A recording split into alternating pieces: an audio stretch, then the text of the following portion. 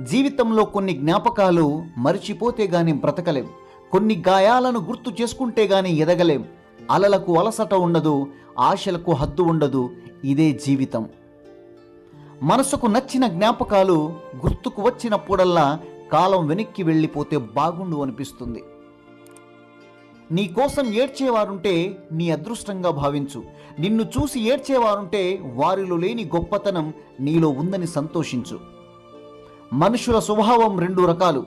అవసరమైనప్పుడు తేనెలా తీయగా మాట్లాడతారు, అవసరం తీరినప్పుడు తేలులా కుట్టి మాట్లాడతారు. నలత పడని కళ్ళుండవు, కలత చెందని మనసుండదు.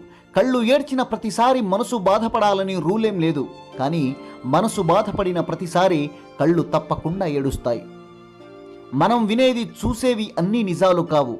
ఒకరు తప్పించుకోవడానికి ఇంకొకరిని బలి చేసేస్తారు. జాగ్రత్త.